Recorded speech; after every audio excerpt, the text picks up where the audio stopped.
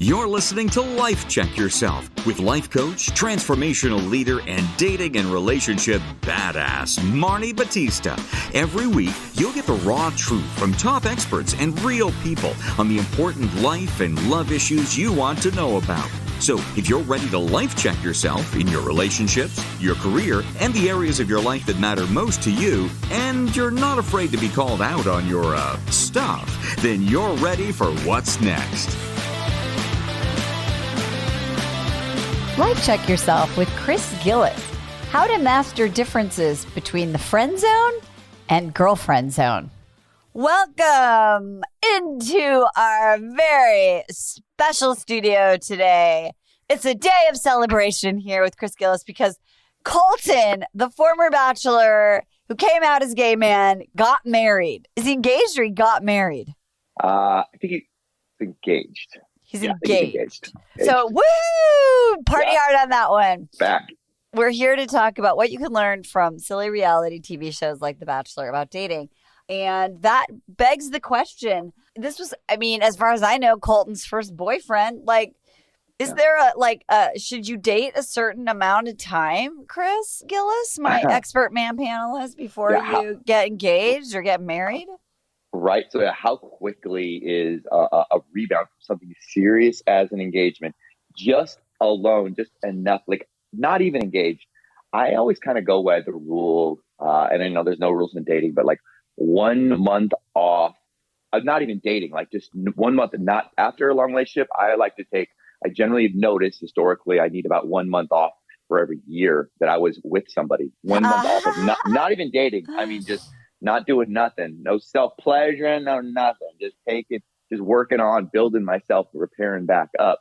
I cannot fathom being engaged and then getting engaged to somebody else and realizing that I have managing the seeds of a different sexual orientation, and getting to be having the opportunity to be a good fun boy out here in West Hollywood, which is where I believe he's at, headed there a little bit later to sell some scissors.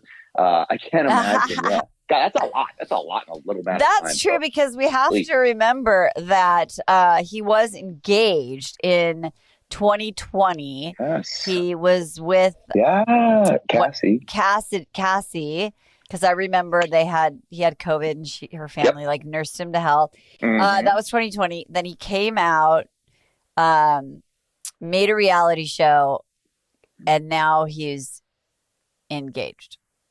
And that is a little concerning. It's a little concerning. It's almost let's just say this. I think it depends on the age and stage that you're in, because I do know that there have been people who are maybe a little bit older in their life who don't have a ton of, who are in their late 40s or 60s or 70s, and they meet someone and they're like, look, I know what I want. I don't need to date you for 5 years. Life is short. Let's get married or whatever it is. But when someone is young and has a lot of roadway, we hope, ahead of them, I just always wonder, what was the rush? Especially today, why can't they be engaged for a long time or live together or, because it's really hard. And we always talk about non-negotiables, the 5 deal breakers that you're trying to see if your partner and you share that are your values. I think it takes, honestly, over a year to at least to even really know, if that person really does meet all your non-negotiables, because that's it. Right? That's it. Yeah. I was going to say, I also have some friends who are I've had some very spreadsheety friends. I'll just call it that, meaning they when they're determining if they're going to be with somebody, they pull out the old spreadsheet, and they're very mathematical minded friends, and they kind of get on my ass. Chris, no, I know what I want. I know what I want. And this begs the question to me is I get that. I know that you know what you want in a short amount of time, but do you know who they are in a short period of time? And yes. I don't think that's really possible to really get to know somebody. I got one friend I'm thinking of right now, and he got engaged within a couple months, less than 6 months. Not just in true Bachelor lore, he follows his parents, just we see in The Bachelor. Yeah. He followed the same. His parents did the same thing. So it's it's so strange. Yeah, smart person who's never watched The Bachelor and would think that's silly, but it's not an astrology person. But he's well, that's what my parents did. That's what I need to do. And then they're just barely now, about a year later, are finally starting to have, not even to get they still haven't had an actual argument yet, a fight yet, but it's starting to get a little bit. I'm like, okay, starting to have a little differing things. So I think that's when the relationship is really going to begin. That's when things get juicy and interesting. And that's when you learn, I think, the person who you're going to be with potentially for the rest of your life. Well, I think someone said to me, was this recently? I can't remember. Maybe it was you, but it was like, if you're not having any disagreements, are you really actually stating your preferences? Are you a people pleaser? Are you pretzeling? Are you, because to me, that doesn't just seem realistic. Right. And, it's funny. I saw my daughter's ex-boyfriend last night, on a walk. Anyway, and I was joking with him because he's a big listener of the podcast. And I said, I have not been saying anything. I have so many great examples. But, and he was like, no, you could totally use them. But so I am. So, hey, Nate. So one of the things that happened was that my daughter wasn't really setting boundaries. She had so many childhood parts of her that wanted to keep the peace and not be considered selfish and not, assert herself, that she just sort of was like, whatever you want. And she loves him and she was having a lot of fun. But then all of a sudden she just felt like completely overwhelmed, right? Yeah. Because she kind of put her individuality on hold for a year. So the bottom line is, he was like, but we've never had an argument. Like, yeah, I don't get this. Like, we're perfect for each other, right? What's wrong? And what I was teaching her and kind of talking to her about is that, and this goes back to like dating a long time, is that, if they would have gotten married 6 months ago, right? Like they would have discovered that, or they would have discovered it at not less than ideal time. So it took a full year to really for that to come up. And so I just sort of think I'm a fan of you can even move in together. You can get engaged if you want, right? But to make that big of a commitment, I feel like you need to take a little time. If you have that time in your life. For sure. To what do you call it. that? What do you call that? What that move that your daughter was doing? Is that the pretzeling, or what do you call it when you're just kind of not speaking out? Because I know Nate. What up, Nate? Nate, super sweet guy, nicest. He's this I'm like, he makes me look terrible. I know, that's the whole thing. Nate, we love you, good. Nate. Nate's whole thing was he made every other, even Raina's boyfriend was like, oh, I can never compete with Nate. Yeah, Jeremy was like, I'm not even trying. There's no way. My mind was blown as well. Now that we're just talking about it. Yeah, when they broke up, so I'm like, oh my God, I would love to date Nate. He's so incredibly, just kind. And yeah, like you said, they didn't have a fight. But that doesn't always mean the relationship's great. That's so fascinating, right? And that's what I think some people, Dr. Emily and I fight, and I have some friends, like that one in particular, who thinks it's bad, that fighting is, that the relationship must be bad if you fight. And I'm like, I don't know, man. I don't know necessarily true. I think I just kind of am no matter who I'm with, I could be with myself and I'm going to get in a fight every once in a while just to mix it up. I get bored, as I think she does too. But I think actually kind of what I was telling you, Marni, and you're going on this epic trip with Jeremy in a tiny little aluminum doored or walled RVs, with their 8-foot walls. I think it's how we learn to fight is the important. Yes, absolutely. So let's go to our little show that we're talking about and talk about that, because I think that one of the things that is lacking in Clayton and maybe even his ladies is not a lot of emotion, period, right? We're not exceptionally happy. We're not exceptionally sad. There's no anger. Yeah. I mean, I think we saw Clayton get a little mad when, Shanae threw the trophy in the water. But when he broke up, and we're just kind of going right to the end, he has to whittle it down one person, and he breaks up with Serene. And he had no emotion. He had nothing to say. He literally did the canned, Bachelor script. I just felt stronger connections with other ladies in the relationships are further along. He had nothing. And no. what do you, and so that can be a relationship where there's not a lot of fighting for a long time. You know, like what do you think about that whole scene? Like how did it make you feel? I think it made me feel, whoa, scary. What's I'd rather have somebody kind of yell at me and tell me what they can't stand about me if in a breakup versus just silently fucking killing me with silence and just kind of grabbing their stuff and driving away. I was like, oh no, this is not good. So I think this is further, I think it's a big piece of evidence to kind of what you were alluding to, that Clayton's got some red flags. And that it's all making sense now with him not volunteering. Like we're like, man, is he just a poor question answer, or almost like the producers had to feed him lines, and almost as if in this case the producer said, hey Clayton, we're not gonna bill you out on this one, dude. This girl's ready to marry you. I'm sure you'll come up with something. And they didn't give him the pass it. Hey, can I have a moment to myself to go talk to somebody and then come back and regurgitate what he said? So he didn't have anything to say for her. I think that was very on brand with who he is and his lack of communication. And he does sound a little like one of those guys who wants to avoid the conflict and doesn't know how to handle it. Oof. It's a lot of red flags. Yeah. It's when you're, and this makes me sort of wonder, like, I'm not really feeling, we got to watch it together. It was so fun.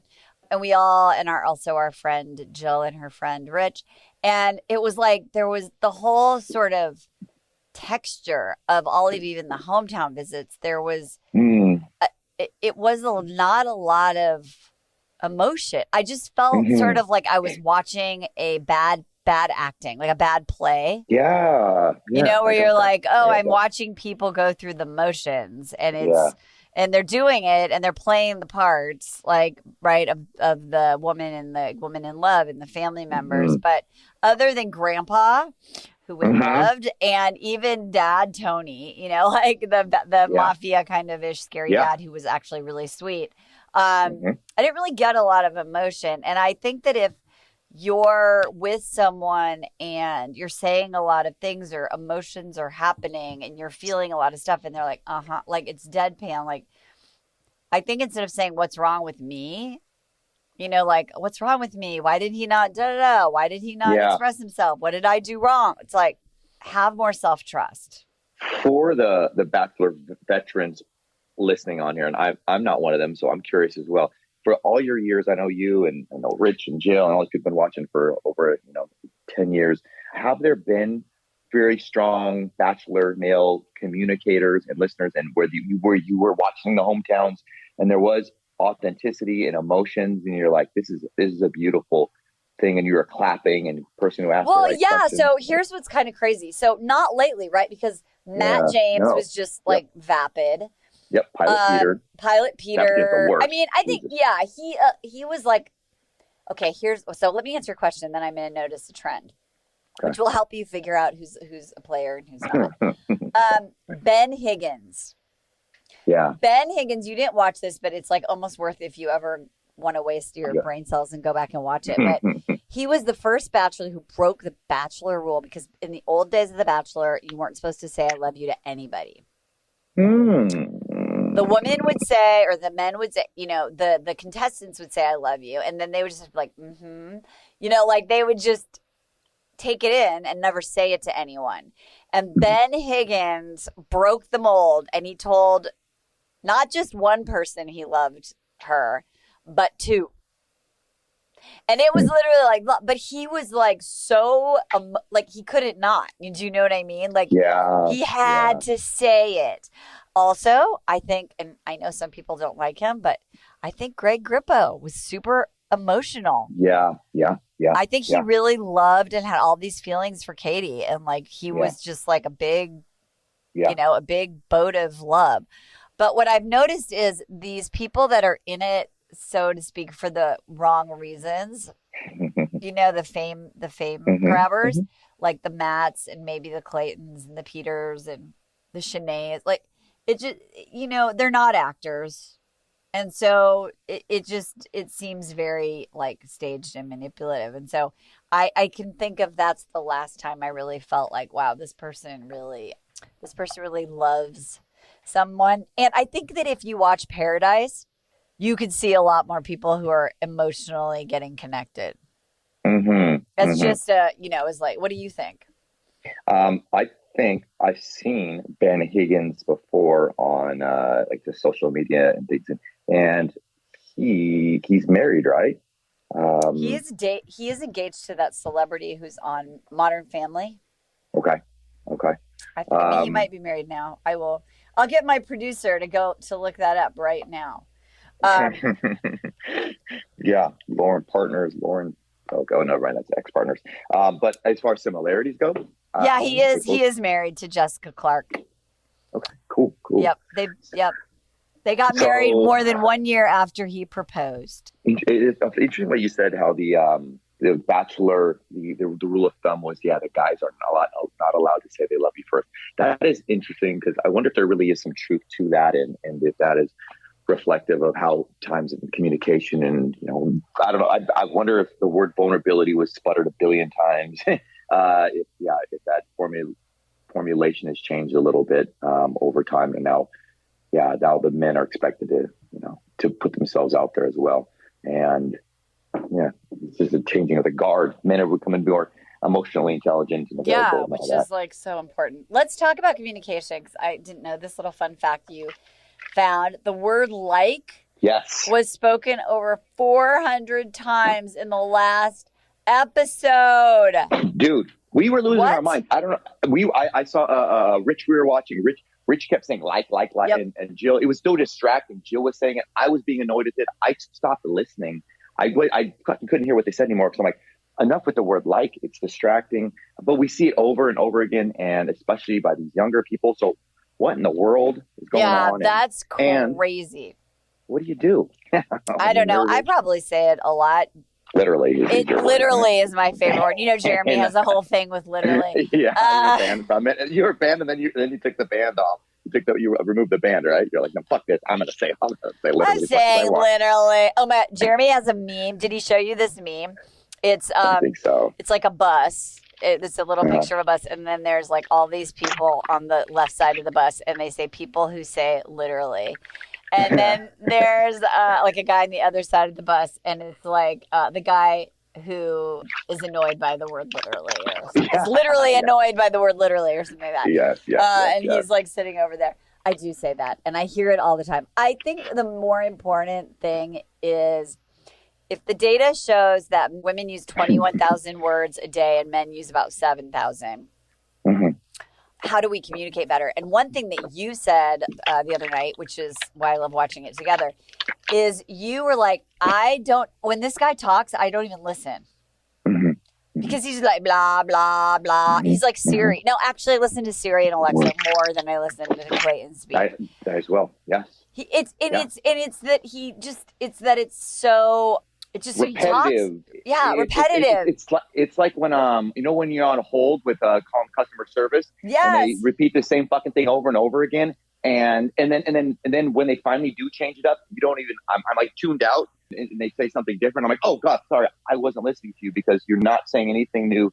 You really don't care about me, and my business really isn't important to you. And that's kind of what Clayton. That's the vibe I get with Clayton. He doesn't really mean half the shit that he says. All those canned lines, like you mentioned, that he's spewing out, like, oh. Yeah, and so his communication is just very. We were talking about being a not so great listener, and I think he's good at reflecting back. Like he'll say, "Oh, it sounds like what I hear you say." He'll do that, but he doesn't really. And this is what we're talking about with Jeremy. He's not great at like sharing. Then from him, like his piece. Yeah. Right? Yeah. And because also he's so emotionally disconnected, then his body language is sort of just not dynamic. And I think what's really interesting for our listeners is, because there's lots of women that listen to this show and that we worked with, they're really, they're attractive, they're smart, they have a lot of great stuff going on in their life. But they're so shut down, right? That they're so that that their soul, their spirit doesn't come through. Mm-hmm. Right? Like Mm-hmm. their enlivened energy of who they are, which when we could talk about Gabby, because I think she just can't help but do Yes. that, right? And Yes. so I think that that's such a great example of like, here's this guy. Some people think this guy's attractive. He's got like a lot of muscles. He's, whatever it is. And Not you not apparently. me. I don't, but that's okay. He's not my type. And so it doesn't matter, right? Like how handsome he is or how smart he is or whatever, because there's just something missing. Right. And that's what cannot create connection or chemistry. And I would think, and we talked about this like weeks ago with Robbie Kramer when you were on vacation. And that's what he was like, this guy has like, he's like the hot versus annoying scale. Like after a while, even though he's so good looking, if this were outside of this show, like would women really continue to date him? Because it's just after the bells and whistles are done of like, oh, he's so cute. I can't believe, whatever. You're like, do you have anything to add to the conversation, It's almost like the fear. I mean, what do you think? Do you think it's like a fear to be seen that, I sometimes struggle with it. You said Jeremy mentioned Jeremy, definitely Clayton.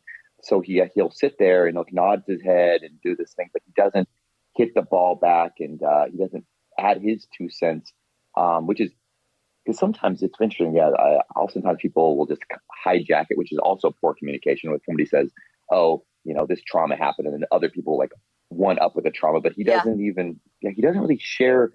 He just kind of like sits there and like nods. We know nothing about this guy. We don't know. Didn't he say something funny like "that's cool" or something? He started. Oh yes! Oh my God! I'm so glad you remember that. So. Like if there's a clip of this on YouTube, people, you should watch it because like it's literally hilarious.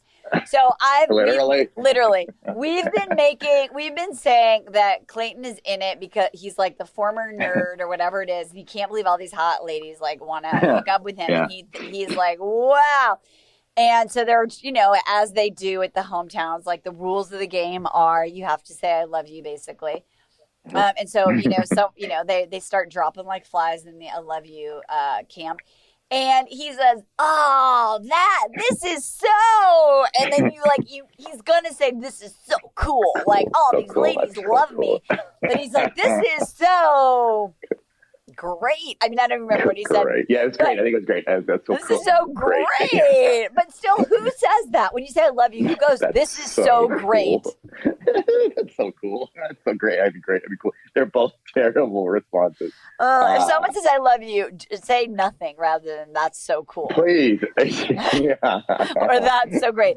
Okay, before we go, because I have to, we have to have a little short episode today. My gosh, we have so many topics. I have so much stuff to talk about. I know. Well, I know. But I want to talk about Gabby. Yeah.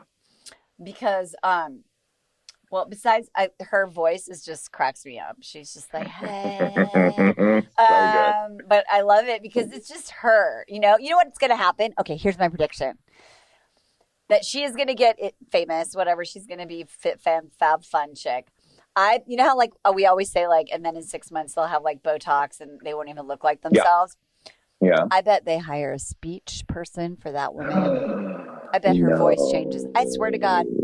No. I know. I don't want it. I love it. Changing like Barbara Streisand's nose. I know. Fixing Jules' teeth. No, this is what makes her so rad and unusual. I know. I hope they don't. I hope they don't. But I could see it around her. Yeah. Yeah. I was like, saw it. I was like, I remember after the first episode, like, I don't really, she's bugged me. But you know what? Maybe it's because she's like the rose between the thorns now with her ability. I guess she's so comfortable with herself and her quirkiness, and she's so clever and so witty. I don't think Clayton deserves her.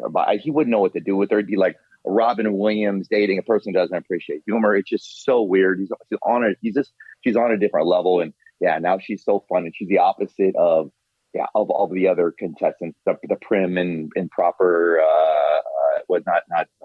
Susie and Serene is very measured and held back, and she's so hilarious.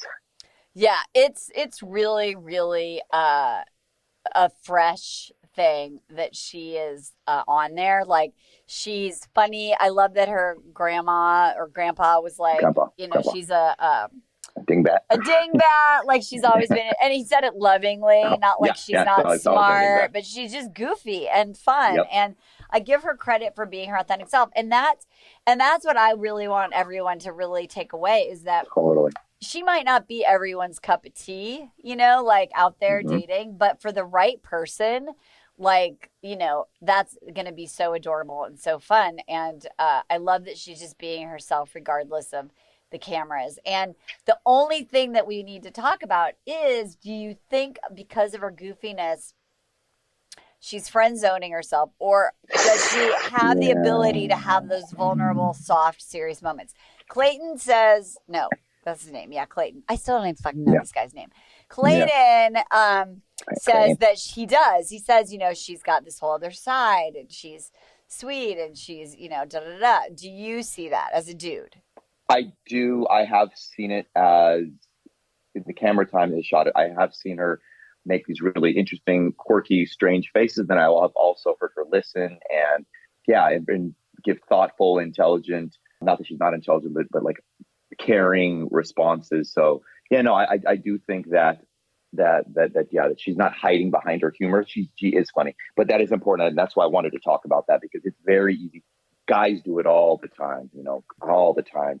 We just do jokes after jokes. I used to be guilty of that. My friends, I liked a girl. I would instead of they would text me, hey, how's it going? And I would stack like 4 jokes into one text reply. My guys, my crap. I was like, dude, you're trying way too hard. This isn't a freaking bit at the LA Improv, dipshit. You're allowed one joke at a time. Stop trying so hard to impress them, in which I was trying too hard. And I think what's cool about Gabby is I don't think she's trying too hard. I think it is just, she's like, yep, I'm a quirky little dingbat and I'm totally cool with it. And you know what? Everyone else, if you like me, you hang out with me and everyone loves it. So she's really being her true authentic self on there. So I don't see her hiding behind it or trying to be the jokester, like the insecure kid in the class. Yeah, I don't get that. I don't get that either at all. I get that which is awesome. I think she's sweet. And she's sexy too. She's sexy too. Yes, and that was what was so cool. So I loved that at the rose ceremony. Like at the hometowns, they must not have brought their stylists because they all looked a little rough. They did. Marni, real quick, I saw an Instagram post last night and made me think of her. It was her posting this super sexy dress, and she's like down, like doing that kind of, I don't know, the Gen Z pose where the girl's wearing this really sultry high slit dress. And she's like bending down, kind of like the whole rapper pose from the 90s. And it says, the caption was like, I was like, hey guys, just getting ready to do my daily Wordle. That. So, it's just like the juxtaposition of her being like so sexy and sultry looking versus just a nerd who wants to do her Wordle. So, that's what I really liked with about Gabby is that she's showing this funny, playful side, which is really attractive. She's able to be vulnerable and slow it down. Mm-hmm. Right. And talk about her feelings. Right. She did that at the end of the hometown date. And then she can, she's on the hiking date, totally just kind of like cute, but like, whatever. And then she shows up to the rose ceremony, like super hot. Yeah. Yeah. And like, and I think that, as a character, she's really showing like all sides of herself.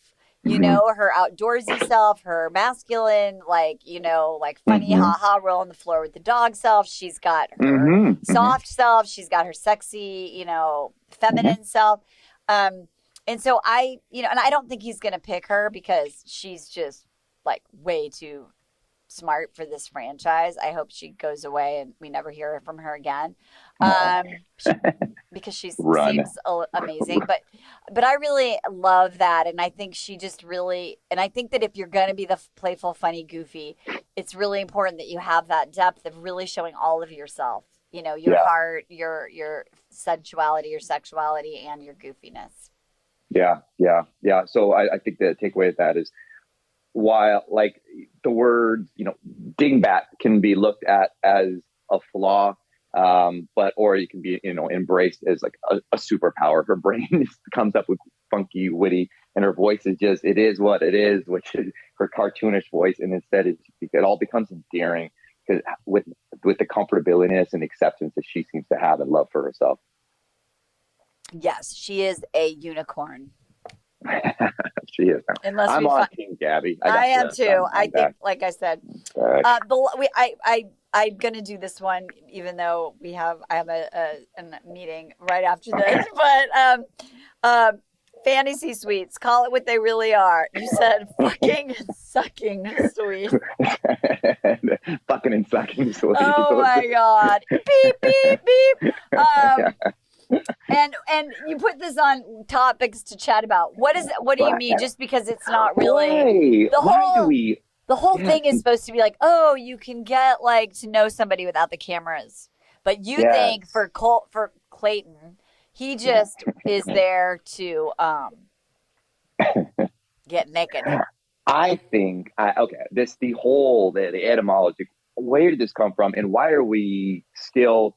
And this relates to dating. Like, why do we have to dress things up? And in this case, and come up with this beautiful title and all these things. And I don't know. It annoys me when people won't call things what they are. And I think it can be a fantasy suite. Very rarely, I don't know what all the fantasies go on. Is this, again, you've been part of this franchise longer than I. Is this necessary? This reminds me of that stupid thing where they bull her out or they paint in the girls' bikini bottoms that are wearing bikinis. It's just it's annoying to me. It's just fucking annoying. It drives me crazy that we're bullshitting ourselves like this. And I'm not a fan of bullshitting, especially when it comes to dating. The least bull. That's what's so great about Gabby. No bullshit. What's annoying about Clayton? He's bullshitting, and this is just on par with that bullshitting. It bugs me because we all know what's going to happen in these suites, and ABC actually loves it. That's what helps the ratings go through the roof. They've been teasing us that he sleeps and fucks all these girls for the whole season because it's the only thing. Babe. Yeah, it's the only thing that's freaking happening. Yes.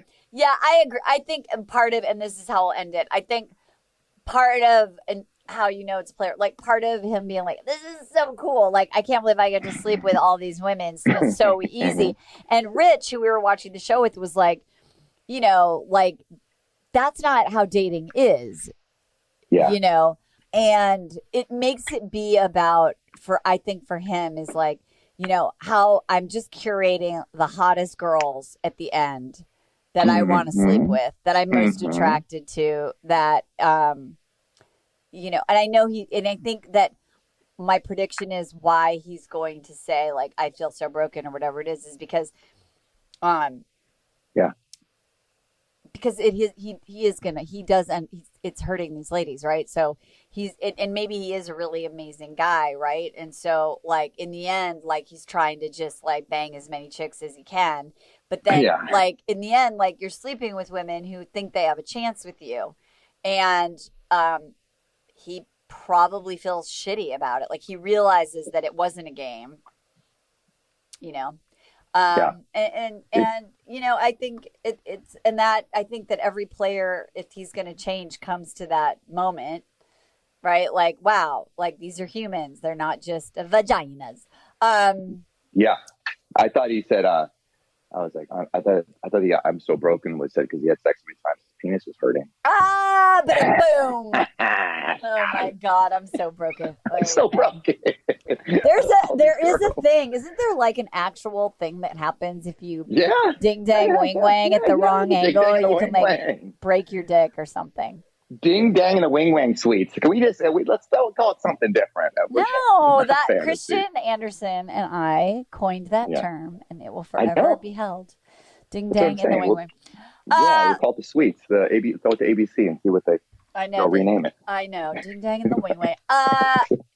So next week is fucking and sucking. Yeah. Let's go. Let's call it what it is, baby.